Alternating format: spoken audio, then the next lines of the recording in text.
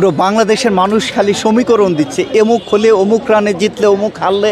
আমরা এই সমীকরণ শুনেও হতাশ ছিলাম যে আমাদের ভিতরে একটা শঙ্কা ছিল যে যত সমীকরণই হোক বাংলাদেশ সম্ভবত সেমিফাইনালে যেতে পারবে না।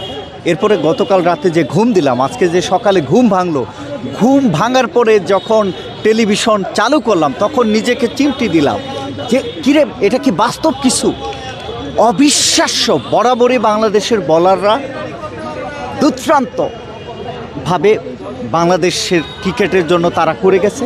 বাংলাদেশের বোলিং এবং ফিল্ডিং তাদের সুবাদে, তাদের নৈপুণ্যে আজকেও এমন একটা জায়গায় বাংলাদেশকে নিয়ে গেছিল যেখানে 100% পসিবিলিটি ছিল বাংলাদেশের সেমিফাইনালে ওঠা। মাত্র 115 রান, তাও 12 ওভার বলে। এটা টি-20-তে, এটা যদি পাড়ার ক্রিকেটে হয় তারাও এটা সম্ভব। সেই জায়গায় ওই সমীকরণ সব বাদ দিয়ে সকাল সকাল চলে আসি টিএসসি এবং নিশ্চিত ছিলাম যে বাংলাদেশ যাচ্ছে, সেমিফাইনালে যাচ্ছে। কিন্তু বরাবরের মতো ব্যাটিং লাইন আপ আমাদেরকে হতাশ করেছে। আপনি একটা দেখেন যে বাংলাদেশের গত 2 যুগ ধরে সর্বকালের সর্বশ্রেষ্ঠ সাকিব আল হাসান আছে। বাংলাদেশের সাকিব ছাড়াও আরও অনেক বিখ্যাত ব্যাটার আছে, বলার আছে।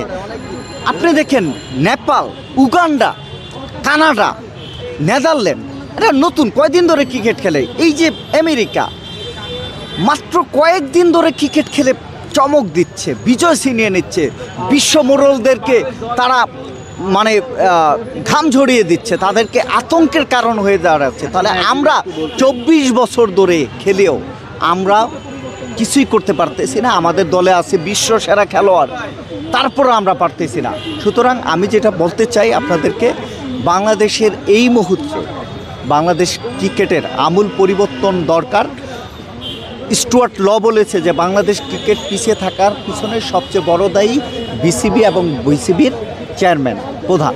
সুতরাং এই যে পাপনদার, তার অপসারণ করতে হবে। এরপরে বিসিবির যেখানে যেখানে দুর্নীতি আছে রঞ্জে সেগুলো বের করতে হবে। এবং আমি যেটা বলতে চাচ্ছি যে বাংলাদেশ যেভাবে বর্তমানে যাচ্ছে, খেলছে, এরকম কয়েক হাজার বছর খেললেও বাংলাদেশ কোনো ট্রফি তো দিবে দূরের কথা, সম্মানজনক ভালো কোনো জায়গায় আমাদেরকে দিতে পারবে না। এই জন্য মাননীয় প্রধানমন্ত্রী এবং সরকারের কাছে আমার বিনীত অনুরোধ, কিছুদিনের জন্য হলেও বাংলাদেশ ক্রিকেট নিষিদ্ধ করা হোক এবং এই নিষিদ্ধ সময়ে বাংলাদেশ ক্রিকেটকে ঢেলে সাজাতে হবে এবং যেখানে যেখানে দুর্নীতি অনিয়ম আছে সেগুলো ফাইন্ড আউট করে অ্যাক্টিভ নতুন করে দল সাজাতে হবে। এটাই আমার